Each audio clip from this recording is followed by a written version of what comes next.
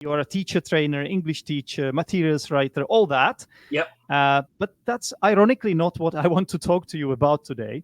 I would like to talk to you about Ukraine. It was a very emotionally charged and kind of heavy experience being there. You have to fight for this. You have to fight for democracy. Like, you can't just let it happen. Coming from England, I see this in the English psyche as well, this kind of nostalgia for an imagined glorious past. The Russian manipulation of the information space has been very, very clever and very strong. All of the voices from like the Baltics and Finland and Sweden and Czechia and Poland are pretty bloody clear on what needs to be done. Hello and welcome to another episode of Zdenek's English podcast. And also I would like to welcome all the viewers of the Teach Zdenek YouTube channel. Today I'm joined by none other than HUGH DELLAR himself, who is a well-known personality in the ESL or TEFL industry. Thanks for agreeing to be a guest on the podcast, HUGH. Hi. Thank you for inviting me, and thank you for the interesting bunch of things that I know you wanted to ask about. Makes a pleasant change to be asked something different that I don't have a kind of pre-formulated answer for. Okay, well, that's a pleasure.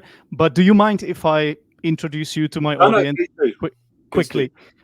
So just off the top of my head, you're well-known, famous in the world of ESL, because the first time I heard of you was actually back in 2016 when I was taking my Delta course, the Module 2 Delta course. I believe I was preparing for a Lexis lesson for my one of the lessons that I had to do, the assessed ones, right? You were recommended to me as a good source of material because, as we know, or maybe teachers listening to this may know you as a materials writer, right? You have written a couple of books for English. Is it Outcomes? Yeah, we've done the Outcome series. We've just finished 3rd edition. And before then we did Innovations, which was 5 levels. And then we've done Perspectives and a couple of roadmaps. And it's a shame because I'm sorry. And a methodology book. Of course. Well, you are heavily influenced by the Lexical Approach. Yeah. Right. So most people know that. Unfortunately, I haven't had the opportunity to teach using your books yet because at the schools I mostly worked at, it was not the book to go for. Usually it was the New English File or one of those. You know? the old enemy. But I have to tell you, personally, as a non-native English teacher, you probably know this. Like when I started teaching, I quite liked teaching grammar because I understood it pretty well. Yeah. But the older I am and the more experience I have to say that I am slowly but surely moving away from the grammar-heavy approach. So actually, you have influenced me a bit, or Michael Lewis' ideas as well. I think that often just happens to teachers almost unconsciously, to be honest, where the longer you teach, the more you realize that actually the root of most students' problems isn't that they need to do yet another controlled practice activity on the present simple or whatever, you know? Yeah, it's true. It's just it gets repetitive, boring, and it's not what they actually need. So the more I teach, the more I'm more dogma style teacher. That's for once. And then I understand that what the students really need is to be armed with an arsenal, pun intended, we will get to that later, an arsenal of vocabulary to be able to survive in an English-speaking world. Any YouTube session we do which mentions the arsenal is always a good day. And I mean, I think actually, there's quite a lot of overlap with what dogma is talking about. And I think if you're going to do any kind of dogma well, you need to really be thinking a long way beyond just correcting surface grammar. You need to be trying to understand what the person's saying to you. And at the same time, you need to be able to think of, okay, what is it that I can provide them with now that's a better way of saying what they're trying to say? And that requires a kind of level of linguistic awareness and responsiveness that, you know, can be quite demanding sometimes, depending on your levels, especially. Yeah, no, it's something you get better at as well as you teach, and as you develop in the sense of your own proficiency, English language proficiency, because it takes time to get there if you're a non-native. Yeah, it does. I mean, teacher, whether you're native or non-native, to be honest, it took me a long time to get there myself. So no, okay, I feel better already. All right, so basically, I think we should mention the fact that you have an. I'm sorry if I'm saying it wrong, but I believe it's an online school, the Lexical Lab. It's a very bespoke, niche online school, basically doing kind of dogma style classes. We provide our own sort of tailor-made material every week. We only teach advanced proficiency level people. The vast majority of the people we teach are already English teachers themselves. And we kind of predominantly work from the output that students come up with to provide new input. And it's very much that kind of focus in terms of what we do. And we do a lot of teacher training and teacher development online as well. Wonderful. Well, actually, as it happens, I came across one of your videos. Okay. Where you teaching yourself. I believe it was a group of Ukrainian students. Yeah, I know that one. It was like the CPE class in Kiev. Yeah, and it was about, the topic was embarrassing situations or something. Yeah. Always a good one. So I know a couple of listeners listening to this may be English teachers themselves. So if that's the case, then check this one out. I think it's a very good one. Well, I can put it in the show notes as well. Yeah, cheers. I think as a teacher trainer or a teacher educator, it's really important that you can be seen to be doing what it is you're telling other people to do as well. And I would feel a bit bogus. I mean, you know, people are welcome to watch me teaching and kind of go, it's rubbish. That's fine. We can have a discussion about what you don't like about it and what you think you'd do instead. You know, not everyone has to agree, but I think it's really important that you are seen to be doing the thing that you're telling other people how you think it should be done. Practice what you preach and all that. Exactly. Yeah. Makes sense. Okay, let me just put on screen for those that are watching live, lexicallab.com, the website. So that's where you can read more about Hugh and learn about his online school as well. Thank you. We're in the middle of having a big website overhaul as well. So hopefully in the next few weeks, there should be a brand new shiny website. Okay, well, good luck. And do you know what my favorite thing about you is, though, Hugh? Tell me. Can you guess? It's the football thing, is it? Of course. Yeah. you support the same team as I do.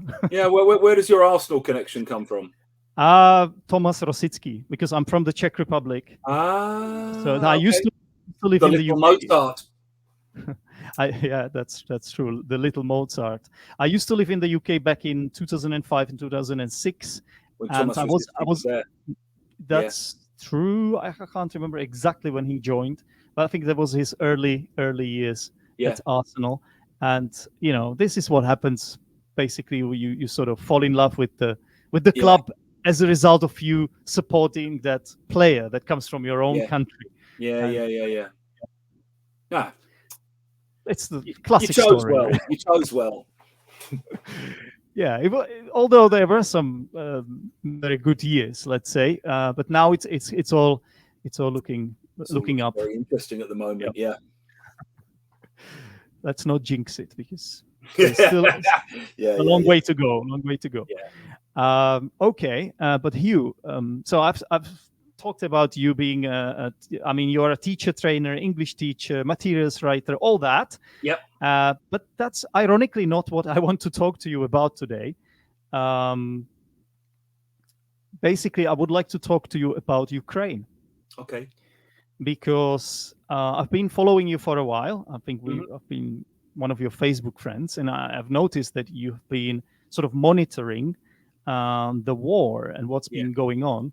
By like every day you make a post and you always title it with the day of the war. So I don't know when the war started in 2002. Well, I mean, the full-scale invasion, February 24th, 2022.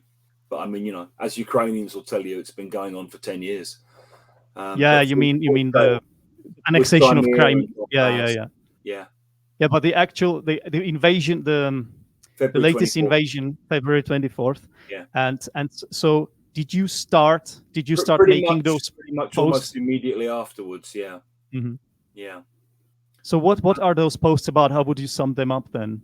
So on one level, it's just a way of keeping Ukraine in people's minds and helping people to remember that the war's still going on, because obviously there's lots of things that can distract people from that. I think it's also a way of helping me to keep a record of things I've been reading about and thinking about. And for any of the Russians I know who are still following me, and there's a lot who aren't anymore, but there are some who definitely are still. It's a way for them to start thinking about their own responsibilities and their own role in kind of both politicizing and kind of decolonizing the Russian space. For Ukrainians, it's a way of being amplified and a way of having access to broader platforms. And I guess also for me, it's a way of, well, when I was a kid, there was a famous poster from the First World War that you used to see a lot, which was a little kid sitting on his dad's lap. And the tagline was always, "Daddy, what did you do during the Great War?" And it was basically kind of designed to encourage people to sign up and go and fight. Yeah. And it felt very obvious to me very early on that this was a much bigger conflict than most people I knew realized, and it was going to have much bigger ramifications than most people I knew realized. And I think over the years of having gone to Russia and read a lot about social media, about Russia and social media, I was very aware of the way in which the information space was part of the hybrid war. And I wanted to play some small role in challenging Russian narratives and countering those things and allowing voices from the kind of colonized regions of the Russian Empire to speak. And actually what I then started realizing is there was a lot of echoes of things Ukrainians were talking about, which Kazakhs were also talking about, and Finns were talking about, and Estonians were talking about. And so it's also been a way for me to kind of join all those dots together. And what, it's one of those things, like once you start it, it becomes very difficult to stop.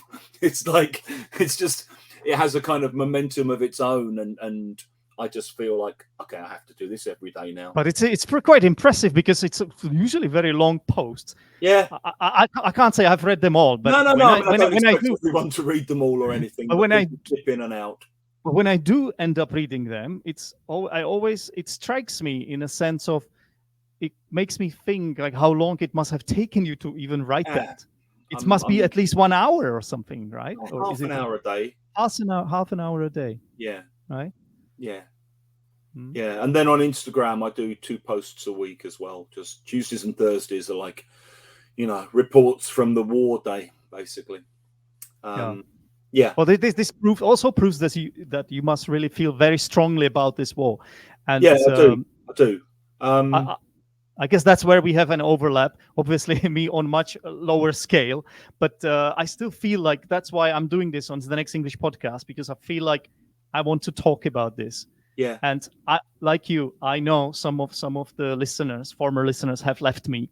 I know that, but on the other hand, perhaps it will inspire some other listeners. So I think about it in this kind of sense. And in the end, the people that you lose are not people you want anyway. Do you know what I mean? Exactly. I made a kind of conscious decision with my Instagram where the first year or so I was talking about things, I think I lost about 1,000 followers. And it's like, well, if I'm losing people who don't like the fact I'm talking about what their country's doing in Ukraine, fine. I don't want to train them. I don't want to teach them. I don't want to be in their information space. That's fine. Exactly. I think it's admirable in a way to make a stand, right? So it's like, it's who you are. This is yourself. you're being authentic. You're being authentic, rather than hiding behind something, because you have a voice, right? So I think that's the thing. Like the more you're well known, the more responsibilities you sort of have. But the more you have to lose as well. So it's like it goes kind of both ways, of those right? things are true, obviously. And yeah, I mean, if I was thinking in purely pragmatic business terms, it's always easier to keep your mouth shut. But I also became aware quite early on, I think, that it's because of keeping people's mouths shut because of money that we've been put in the situation that we're in. And I think one of the fatal mistakes the West made, you know, the West as a broad concept, is we turned a blind eye to a lot of what was happening inside Russia, what Russia was doing outside Russia, because money, you know. And I think the Russians, there's no doubt about that.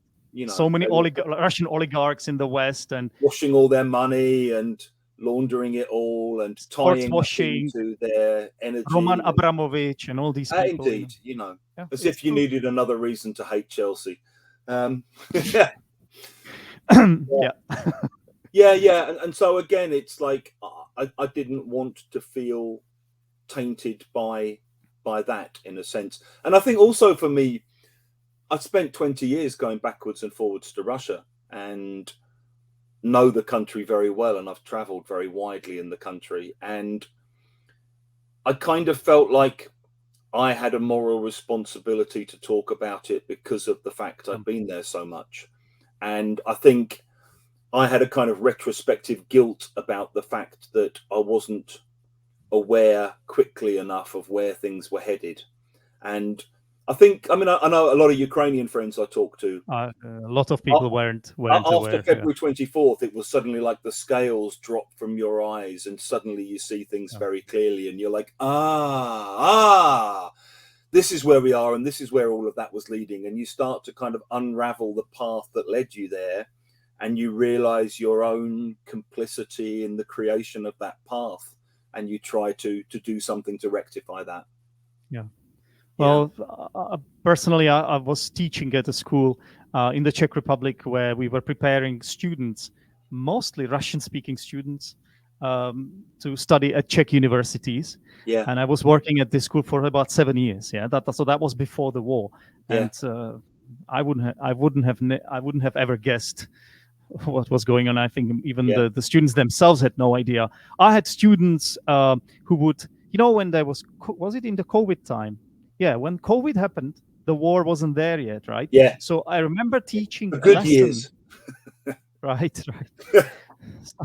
Sounds weird to say. Yeah.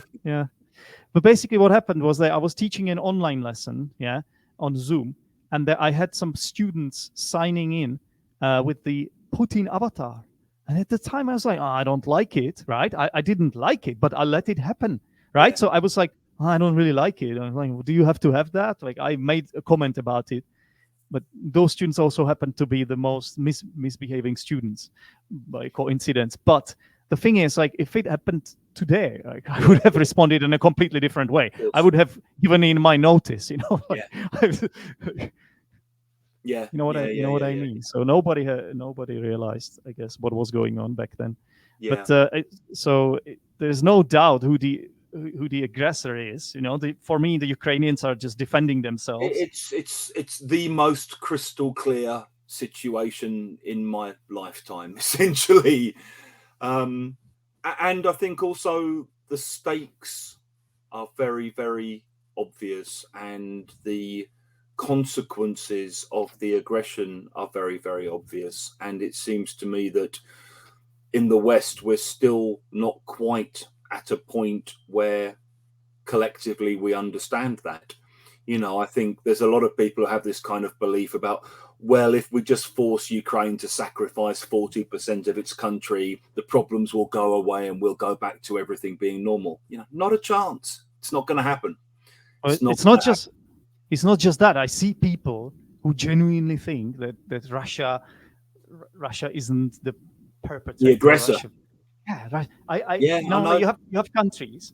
I'm sorry, I have to name this country, but this is a country that the Czechs, we have always got on really well with them. Slovakia, What the hell is happening there? I don't get it.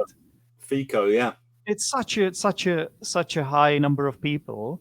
Yeah, FICO's the new Orban, yeah. Fitzo, yeah. Basically, they support this guy, or in the elections they've given him the most votes. The guy who openly supports Russia. Yeah, I know. And if you ask Russians, there were some polls made, like if they are with Ukraine or with Russia, it's kind of like 50-50 or something. And even in my country, in the Czech Republic, you would still have areas where people are just brainwashed, and the Russophiles for some reason, despite our Czech history, the 1968 and all that, I mean, it just makes no sense. You look at Hungary and you think about the history of 56 and about the tanks rolling into Budapest and all of their experience of seeing their own uprising crushed, and then you end up with Orban for 20 years. I mean, I guess it's sometimes people just go for better the devil you know, and sometimes there's a weird residual nostalgia for a kind of, coming from England, I see this in the English psyche as well, this kind of nostalgia for an imagined glorious past, as a way of escaping from the problems confronting you in the present. And I also just think the Russian manipulation of the information space has been very, very clever and very strong. And I see it among people I know here. I mean, in the UK, people who basically have never been to Ukraine or Russia, don't know any Ukrainians, don't know any Russians, but they'll say things like, yeah, the thing is though, Hugh, like a lot of Ukrainians are ethnic Russians. And you go, what does that mean? Well, they speak Russian. It's like, right, so if someone speaks English, are they ethnic English? Are Jamaicans ethnically English? Are Americans ethnic English people? I mean, it's nonsense. But these ideas have been very cleverly seeded in the Western information space. And I think they've worked out ways of catching, kind of exploiting and manipulating people's dissatisfaction with our own problems. And, there are obviously problems in all of our democracies and all of our realities, because democracy is an imperfect system. But I think what they've done is they very cleverly worked out the people on the left and the right kind of extremes of those things, and they feed them different bits of information. So if you're on the right, they feed you conservative values, anti-woke, opposing the 74 genders, strong family values, Christianity, strong leader, strong patriarch. If you're on the left, they feed you America controls everything. America is the great Satan. Only Americans are imperial. Everyone else is anti-imperial. American bombs are imperial bombs. Russian bombs are anti-imperial bombs. And people buy this shit. It's just like, I think it's also the echo chamber. Let's be honest. We basically we are members of those groups. Let's say on Facebook or somewhere, that we sort of our opinions are aligned with what's being spread. Of course, what's being spread there, and there's just what you do by nature. If you don't like something, you're going to block that person. Giving you more of what you've liked before. Of exactly, and you block the people you don't like, or you just stop talking to them. You stop seeing those posts, and then you end up seeing only the things that you want to see, based on your own perception. But let's be honest. I mean, you should all be prepared. Or I should be prepared to change my view based on the facts that are presented to me. You know what I mean? Yeah. So. Of course. I mean, for me, it's been one of the other things that's been a real problem is for two elections, I basically supported Jeremy Corbyn as leader of the Labour Party, and I was a Labour Party member. I voted for Corbyn both times. I've been really disgusted and shocked and appalled by his reaction to Ukraine, which is, I don't know if you know this phrase about tankies.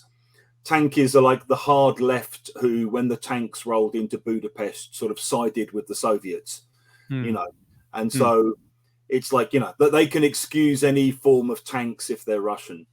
And Corbyn is basically a classic tanky, I now realize, because his angle is, I want peace, therefore we should stop arming Ukraine. And you're like, that's not peace. That's not peace. That's capitulation to a semi-fascist invader. That's condemning Ukraine to a death sentence. That's not peace. And so in the end, I think there's a whole section of the left here, which, is kind of where I'm from, which is sort of would like to imagine it's anti-fascist, but actually is basically just pacifist and anti-Western imperialist, and doesn't know how to deal with a kind of fascist foreign aggressor. And they're the people who during the Second World War would have been offering bits of Kent to Hitler in the hope that that would keep him happy. You know, and it's like, these people don't work like that. This isn't what we're dealing with. We're dealing with mafia guys.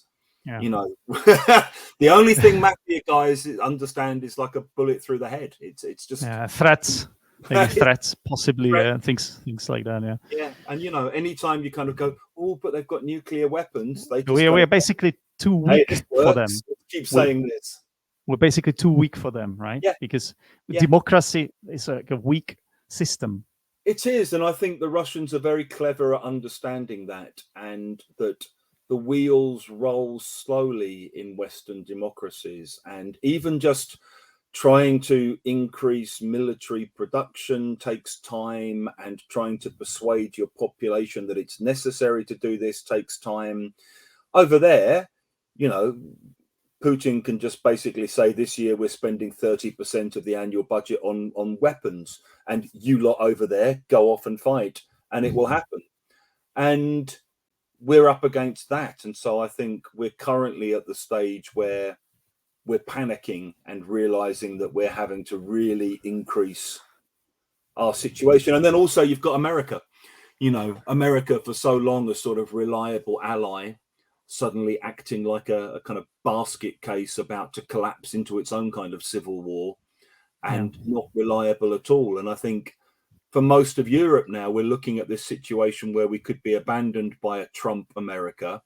We could have Russian aggression pushing right up to Polish borders, taking Transnistria, swallowing up Moldova, you know, and are we ready to fight it? I think the answer is, you know, possibly, but not as well as we should be. We are not even united in the opinions. Like, if you, that's one of the issue, right? It is. And I mean, I watch people arguing about whether we should be sending long-range missiles, whether we should be saying we'll put troops on the ground. It's just like, guys, you know, sort your messaging out and sort your shit out. And all of the voices from like the Baltics and Finland and Sweden and Czechia and Poland are pretty bloody clear on what needs to be done. And I kind of feel like if we've learned one thing from the last few years, it's Western Europe hasn't listened to Eastern Europe loudly enough. Because I think like a lot of people in Eastern Europe have been kind of telling us, we're kind of worried about the Russians. Yeah, they'll be fine. Just buy their oil, be happy. You know, and this is like in our DNA because of it's a trauma, right? Maybe not my generation, but the one before. And as you know, it's kind of the trauma passes. In the genes, right? Yeah. So, and I think being English and like being from London, there's a strong family memory. I mean, my grandparents stayed in London right through the Blitz, and so for me, when I saw what was happening in Kharkiv, it's like, it's a city being bombed by fascists. You know, it's like, it's very easy for me to kind of empathize with and identify with what's being done to those cities, because I know from my own family history, that's what my grandparents lived through.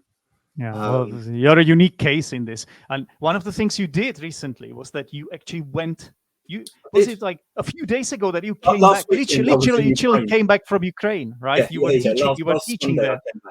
Last Sunday. So what was the purpose of your visit there?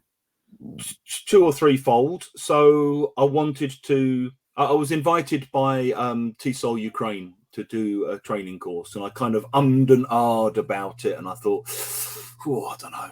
And then I thought, you know what, I'll just go and do it. And it was in Lviv, and Lviv is 40 miles from the Polish border. You know, it's closer to Warsaw than it is to the front line. So I figured it would be basically safe. I knew that they could get 200 people there from all over Ukraine. I knew that for Ukrainian teachers, it would be the first face-to-face event with a foreign trainer that they've had since the full-scale invasion.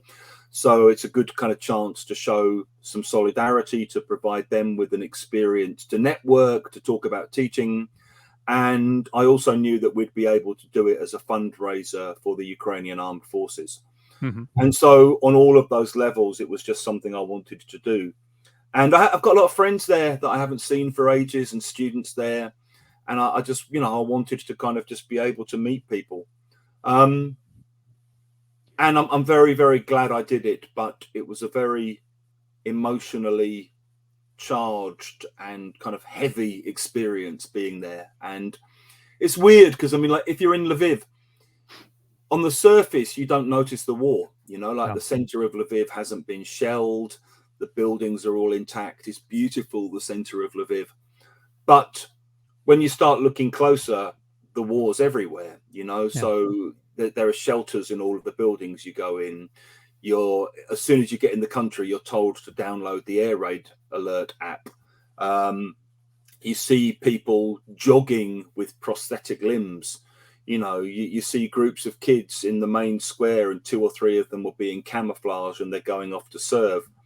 You go to the beautiful old graveyard that's there in Lviv, and there's a whole extra added section called the Field of Mars, where all the new graves are for the defenders of Ukraine.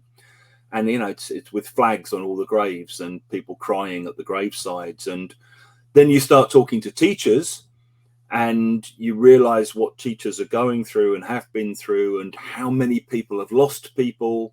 You know, like everyone you talk to, someone they were at high school with has already died serving for Ukraine. People like 25-year-olds have been married a year and their husbands in the trenches near Avdiivka. People who were married for 20 years, their husband signed up and he was killed last year defending Bakhmut. People who've been teaching in underground shelters in Kharkiv for the last 6 months. You know, just endless stories like this. People who lived under Russian occupation for 3 weeks before they were liberated in Kherson. You know, this kind of thing. People who have relatives in Russia who used to come and visit them every year, and who now send them gloating emails saying, "I hope you Nazis die soon." You know, just loads and loads of stories like this. And when you realize, you know, they're kind of, a lot of the time they feel like they're going through this on their own, and they feel like, well, why is no one else helping us deal with what we're having to deal with?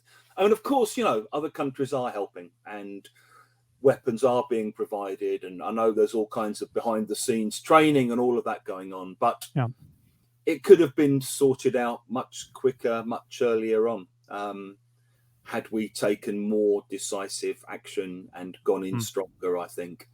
And I think the longer you leave it, and the more the Russians sense that they can just bleed the country dry, the more we're encouraging the Russians to engage in a long war and bleed the country dry. And it's going to just cause more problems for everyone in the long term. So, yeah, I wanted to do it on all of those kinds of levels. And apparently I've agreed to go back this time to Kiev in the autumn. So, you know, we'll see what happens in the intervening months. But I've kind of also I've kind of lost the fear of being there in a way, because watching how the Ukrainians live. Well, one of my students is in Kharkiv, and, you know, she said they're just being shelled all the time. And sometimes she's out in the street and they'll hear an explosion. And she's a middle-aged teacher with 2 adult kids. And she said when she hears the explosion, she can tell immediately, oh, it's a mile away. And she says what everybody does is they turn towards the Russian border. They give them the finger like this. And they shout kind of, "Slava Ukraine, Heroam Slava."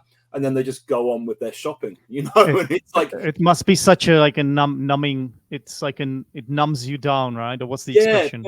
But at the same time, there's this kind of, I mean, I felt it very strongly in Lviv. There's this kind of feeling of, we have to live, and we have to live as fully and as well as we can.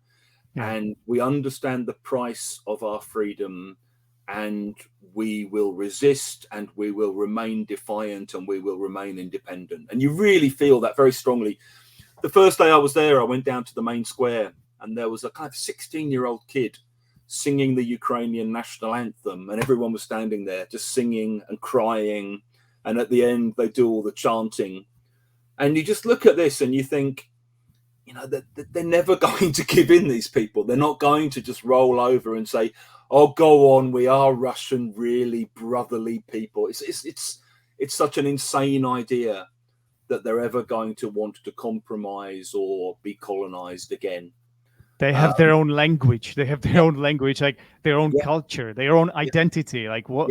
Why on earth do people think that they are the same bunch? Like it makes no sense. Because the Russians keep saying it, you know, they keep saying, even when you watch videos of Russians who kind of go, we just want peace, we're fraternal people.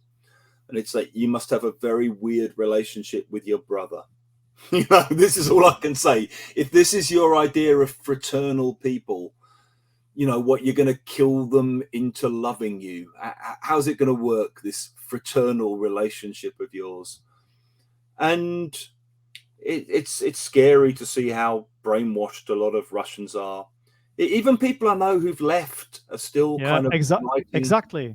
They're still posting about the greatnce of St. Petersburg, and even people living outside Russia. Yeah, I know. I know people who are either indifferent. They just I never understood this. So at least give some kind of indication that you're against this. That's what like I thought most people would do. They didn't. Maybe partially out of fear, which is something I could little bit understand. But on the other hand, like you have to fight for this. You have to fight for democracy. Like you can't just let it happen. You have to fight for this. You have to fight for democracy. Like you can't just let it happen. That's just one thing. Sometimes I struggle to understand. That there's a lot of learned helplessness and a lot of kind of, we're just little people, we can't change anything.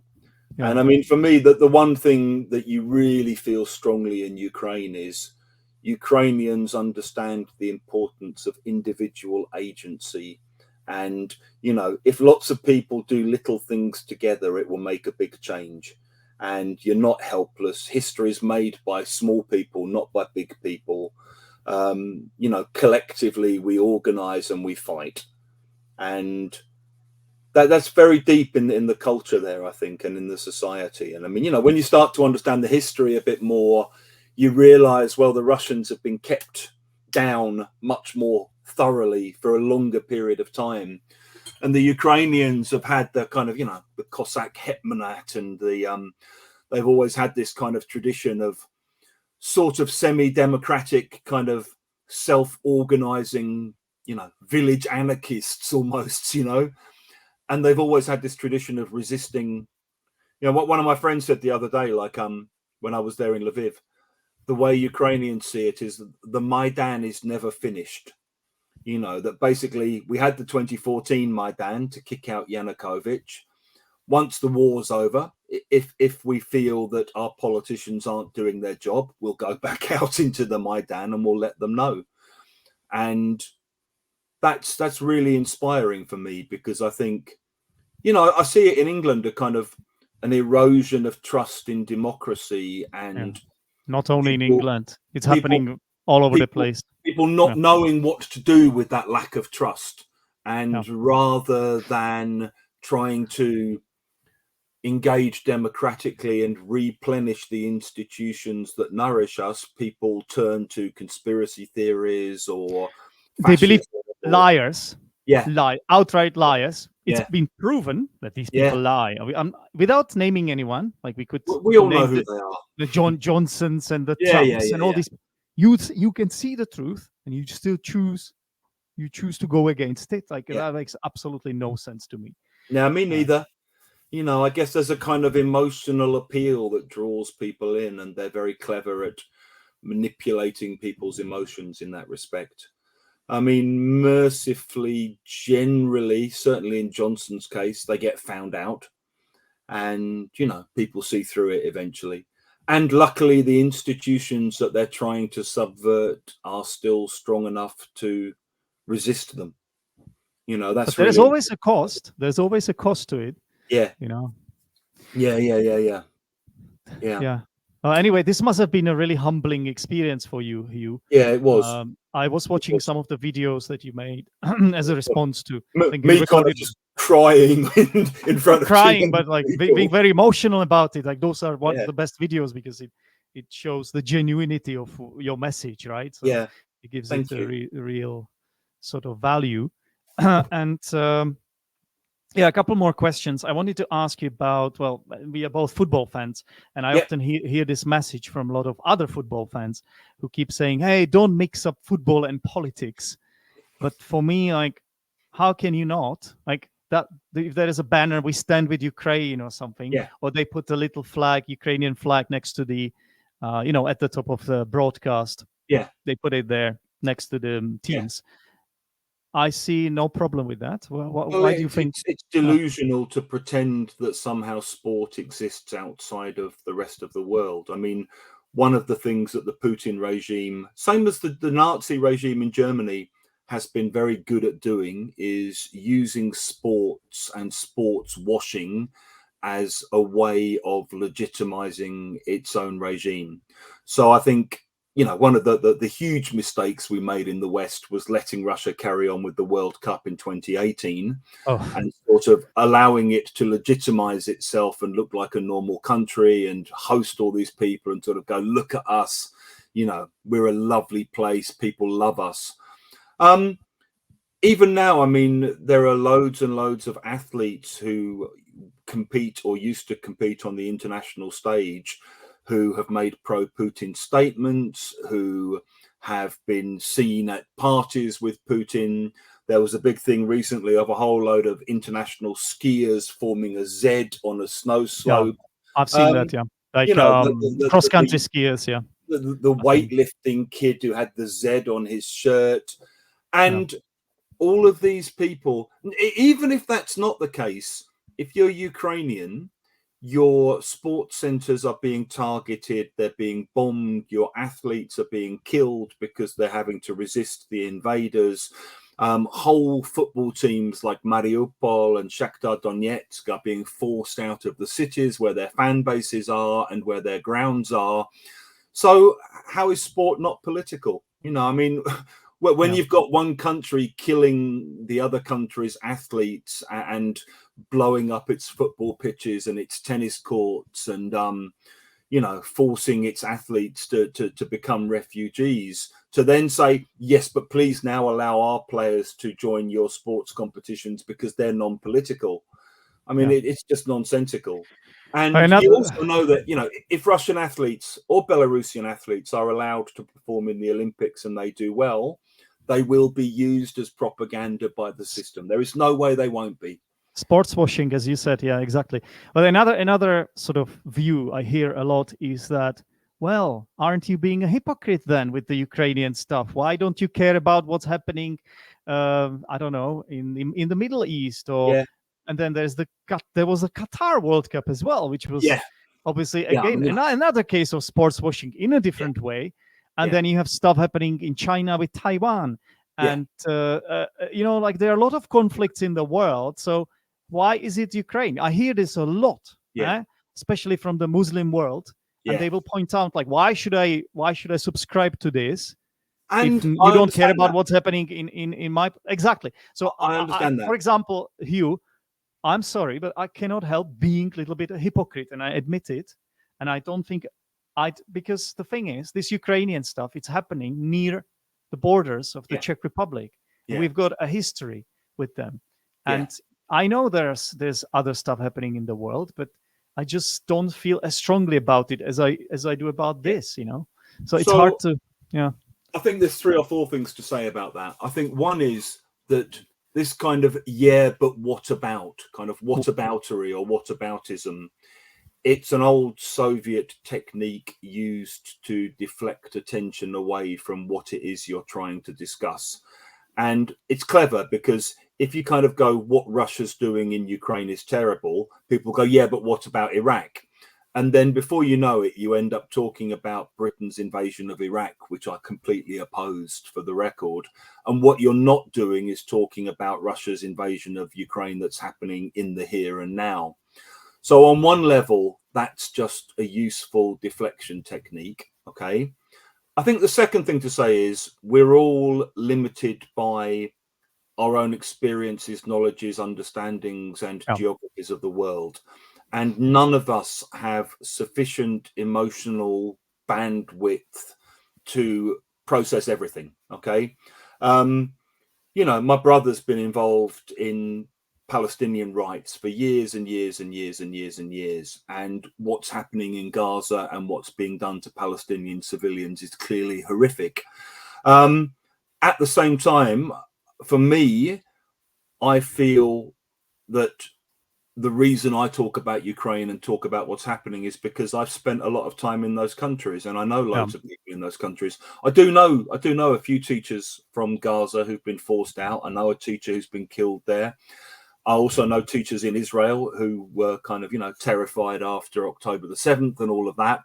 I know what China's doing with the Uyghur people is terrible. I know what's happening in Tigray in Ethiopia is probably one of the great unspoken about conflicts that we just never hear anything about because it doesn't impact us.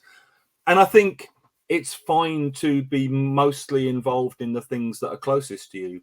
If I was a Muslim from the Middle East, I would be much more appalled by what's being done to Palestinians than I would be about anything else because it's close to you. At the same time, I think there are other problems with this, which is Russia understands and exploits this very clearly. Okay. And I think the fact that the West has been hypocritical about this and immediately we condemn Russia's mass murder of Ukrainian civilians and call Putin a war criminal. But then we kind of sit back and we're not sure what we're going to say about Israel. They've only killed 4,000 Palestinians. Oh, God, now they've killed 24,000. Ooh, it's not looking good. At what point do we kind of go, this is just completely wrong and out of order? And while we're taking our time reaching the point which we should have reached a long time ago, Russia's busy kind of stirring the pot. And, I think it's significant also the Hamas attacks took place on Putin's birthday. Okay. October the 7th is Putin's birthday. And my own feeling is that's not coincidental and that it was a great gift to Russia to have this conflict reignited in the Middle East because it allowed Russia to kind of exploit our own one-sidedness and weakness. I think personally, one way the West could deal with this much better is to take a much stronger line on what Israel's doing in Gaza. And then the Muslim world would sort of go, okay, they're not as hypocritical as we thought they were. I think another problem is a lot of the pro-Palestinian voices like Roger Waters and Noam Chomsky and these kind of guys are also pro-Putin and pro-Iran and pro-China because they're anti-Western imperialists. I'm so confused about this, Hugh. Personally, I don't even know where I stand. So I cannot even tell you I stand with either of the sides because for me, it's not. The simple line for me is killing civilians is wrong. It's a kind of bottom line. It's like killing civilians on October the 7th is wrong. Killing thousands of Gazans is wrong. That's the simple line for me. Makes sense. It makes sense. Yeah. And so far, generally, Ukraine hasn't resorted to mass targeting of Russian civilians. Whether if the war went on 20 years, they may well just end up randomly shelling Russian cities and killing Russian civilians. So, so far they haven't done that. And they're defending themselves. So for me, it's really hard to even start comparing those two conflicts because one's much longer. One is much clearer to me. One is like straightforward. Because of your own geography and your own experiences, And also they went into their country and they're just defending themselves under the pretense of eradicating fascism in Ukraine, right? Well, fascism. It makes no sense. It just makes no sense. It's just Russian imperialism, in my opinion, and just greediness. I think also there's a failing on a lot of Western people to understand that imperialism isn't only a Western thing. Like, of course, there's a kind of American imperialism and there's a UK imperialism, but there's a Chinese imperialism and there's a Russian imperialism and there's an Iranian imperialism and tend to be the bigger countries, the richer countries, countries with more influence. Yeah. And, you can oppose all of them, actually. When I get emails from people kind of going, well, what about Iraq or what about this? It's like, well, I thought Iraq was a disastrous idea and it was 20 years ago. And the fact that Iraq happened doesn't in any way justify or excuse what's happening now. I don't get the argument. You can oppose all of these things and think they're all wrong, but this is the one that's happening now on our doorstep. And, if by some disaster Ukraine were to actually fall, well, then you've got 40 million Ukrainian refugees in Europe. And, Europe may think we've got problems now. How are we going to cope with 40 million dispossessed people and Russia on our border? It's and then with Russia kind of stirring up the far right in all of the countries that have been forced to take in 40 million Ukrainian refugees. It always happens, doesn't it? Like when you have a lot of immigrants, a lot of refugees, it will inevitably lead to something like that. There will be backlash from the. I was talking about it with Ukrainians I know, and they were kind of saying that what they realize now is they weren't paying sufficient attention to things like Syria. Okay. They were kind of thinking Syria's distant to us. We don't really understand it. Now they look at it and go, right, so Russia was supporting a dictator in Syria, creating a refugee crisis for Europe, and then using social media and its connections with the far right to exploit the refugee crisis it had created in Syria in order to destabilize Europe. Okay, now I've got it. And for Ukrainians, like at the time, there were very few Ukrainians who, like very few Europeans who really understood what was happening in Syria or Russia's involvement in Syria, and that kind of double war they were playing of gaining regional influence in an area the West was reluctant to get involved in, creating a refugee crisis and then exploiting that refugee crisis. That's now much clearer because we've seen the same thing with Ukraine. Create the refugee crisis, exploit the refugee crisis. Same pattern. Same pattern, just again and again and again. And it's like, until this is stopped, this is going to keep happening. So what's your take quickly? What's your take on the nuclear threats then from Putin and from Russia? Is that does it have any substance or? I think the talk is the weapon. Okay, it's a kind of blackmail, and I think if you give in to this, you're making the risk of nuclear war more likely rather than less likely, because it's basically like a guy kind of going, I could fuck you up. Okay. And you go, okay, let me just do whatever you want me to do. What then happens is the guy's going to come back and take more from you next time and more from you next time. In the end, with those guys, he knows you're weak. He knows you're weak. And so I think the talk is the weapon in this instance. And I mean, sure, they're a nuclear power, but nuclear powers lose wars all the time. This idea that a nuclear power can't lose a war, it's nonsense. The Russians lost in Afghanistan. I'm in Vietnam. We lost in Afghanistan. I'm currently in Vietnam, right? So we know what happened here. Americans lost the war here. So. America's a nuclear power. They lost the war in Vietnam. Yeah. Exactly. Well, 1 minute. Let me just answer the door, Zdenek. 1 second. Yeah, 1 second. No worries. I'll be back. Yeah. So as you can see, listeners are here. This is a very, very heavy subject, and it's a real pleasure that I have the opportunity and honor to talk to you about this. And I'm still learning things and facts. I was just trying to keep the audience while you were away. I didn't expect you to be back so quickly. Yeah. Basically, Hugh. Yeah, we could talk about this for ages. And the bottom line for me is that we don't talk about this enough. Yeah. You know what I mean? Yeah. And often I'm guilty of this. If it's something that I don't necessarily agree with, I tend to lose patience because I don't want to hear what the other person has to say. I don't want to be proven wrong, right? It's like our sort of, I don't know, what is it, ego or. It's hard to admit you've been wrong or you've been duped. It's hard to kind of publicly change your mind. Yeah. And then you catch yourself being a hypocrite as well. Occasionally, it's hard, right? Especially when you're churning out some online content. That's another question I wanted to ask you. Yeah? So I'm not that famous online. I've got a little podcast, Zdenek's English podcast, but there are much more famous podcasters out there, and some of them they avoid these subjects because they know it's a minefield, right? They could lose so much by expressing any kind of opinion.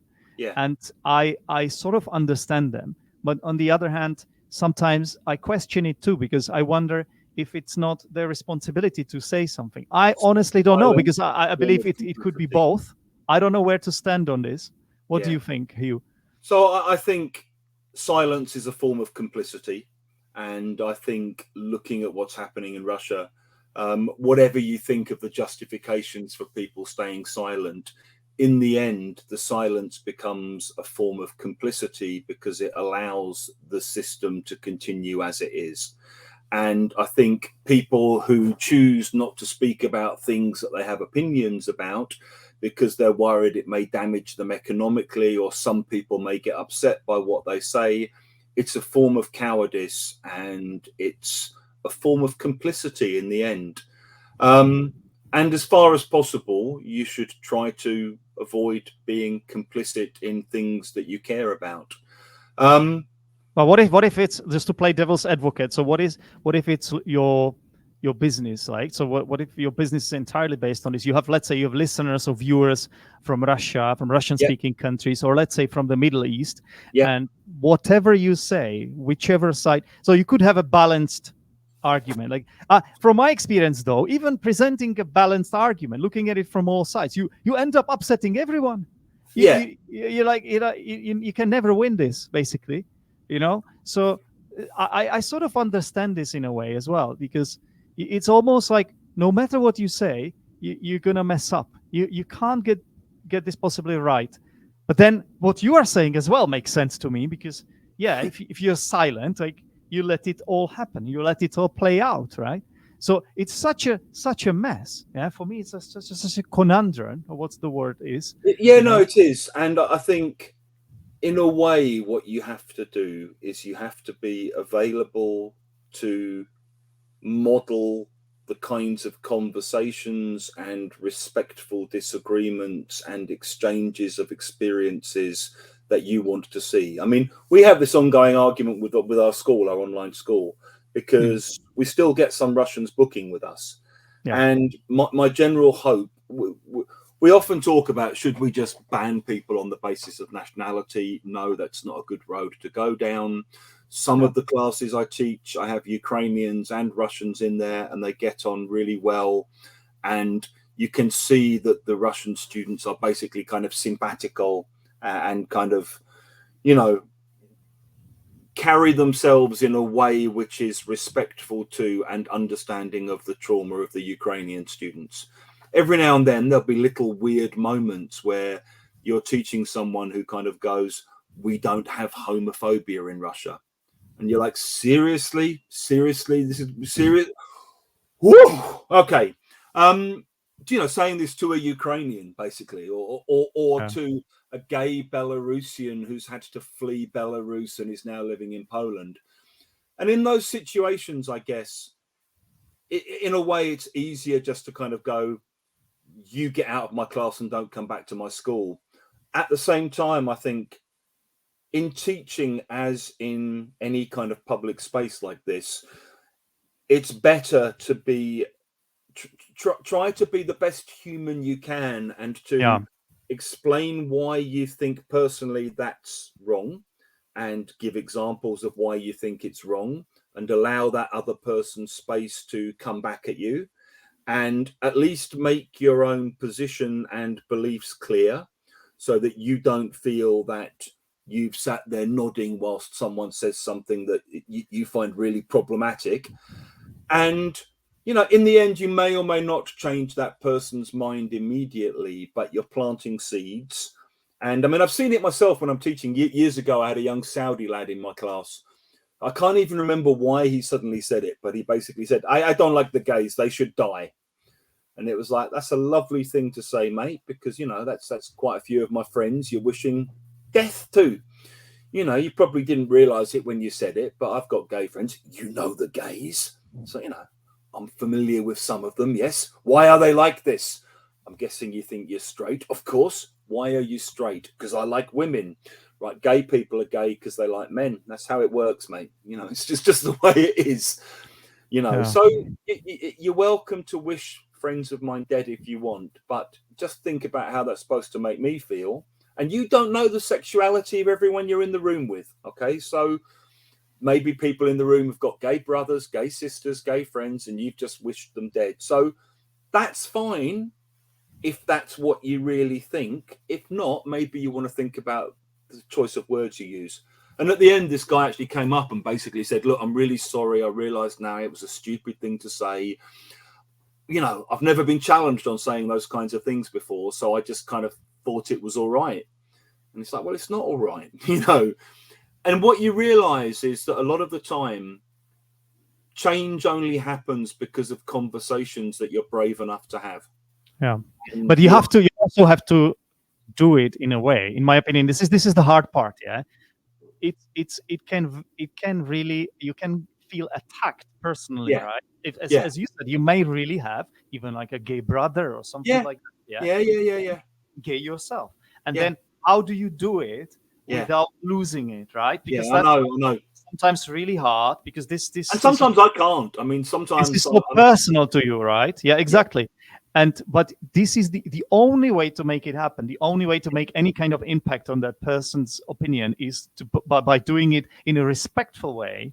Yeah, but showing the real truth, but speaking to that person respectfully, right? Otherwise, they will never listen to you, in my opinion. Well, I mean, trust me, I try and do this as much as I can, and sometimes I just end up kind of going, fuck Russia, Slava Ukraine, block and delete, you know, because I come to a point where I'm just like, I can't have this conversation with you anymore because you're basically a fascist who's justifying mass murder. Yeah. And at this stage, I just can't. I don't have the emotional ability to do it. Energy, you know, you can like change the world. You can't change everyone. It's like it's like in the same way you can't please everyone. Like you can try, you can do your best, but then at some point you have to get that energy back. And we just humans, right? And at some points you just have to accept, like, I lost it there. You know, it's sorry, I lost it. That's how not to conclude an argument. But hey, you know, in that situation, I felt like I was dealing with someone who I could have no possible impact on, and it infuriated me and disgusted me, and I lost it. But hey, before then, I tried. You know. Yeah, so I can give you an example. So I had someone, I'm teaching in Vietnam, and you also have to be careful in Vietnam. It's in your contract that you cannot talk about politics and things like that here, right? Yeah. Yet I had someone in my class showing like Nazi gestures, you know, the Heil Hitler things, yeah, and repeatedly, and that person knew it was winding me up, because at first I was like sort of making a face just to show my sort of disgust at it, but then as he kept going, kept pushing it, I had to confront that person, and so this is something like I cannot just ignore, for example.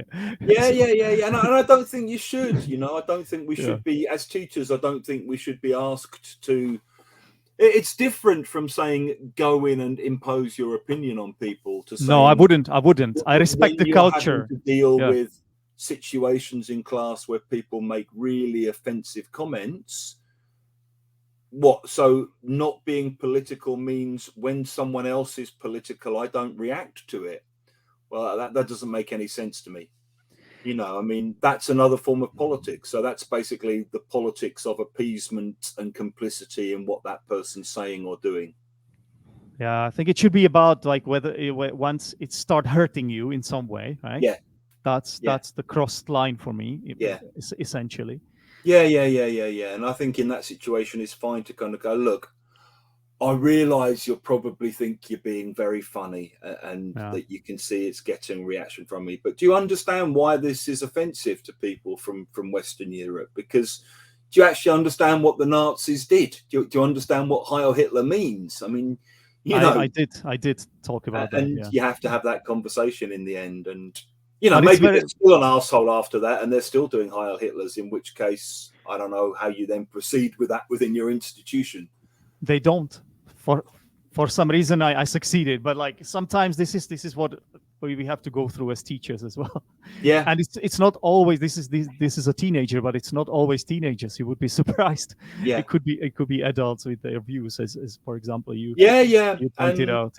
it took me a while to learn how to negotiate that in the classroom, and how I wanted to kind of be able to manage those situations in a way that didn't completely alienate the person who was making the comment, but also allowed the rest of the class to understand that I'd seen it, I understood it, and I wasn't going to let it go. Because I think in a way, you're also letting down everyone else in the class if you don't address it. Of course. You know, and the rest of the class is kind of watching that going, what, you're going to just let this go? This is okay. Yeah, no. You know, how's that work? And then they will respect you after that anyway. Yeah, or exactly. They may not necessarily respect you for their view, but they will respect you for having a view, or for having a strong... And saying, look, this is the line. Yeah. And the principle of having a strong principle, you know, that's kind of, what's the word for it? Not like sexy, but it's admirable, or it's the wrong word, but sexy, you know what I meant. Yeah. Anyway, Hugh, I could talk about this with you for ages. I mean, it's really great to pick your brain, and thank you very much for being on Zdenek's English podcast. Thank you, and send me a link when it's ready, and I will. And, wonderful. Thank you very, very much for your work, Zdenek, and for getting in touch. And you're very welcome, Hugh. Once again, if you want to check out HUGH DELLAR and his work, go to what was it? English Lab, Language Lab, Lexical Lab. I'm so sorry, lexicallab.com. Yeah. Thank you. It's an alliteration there. Lexical Lab. Yeah. And up the Arsenal and Slava Ukraine. Yeah. Take care, Zdenek. Yeah. You too, Hugh. And all right, good luck. Take care.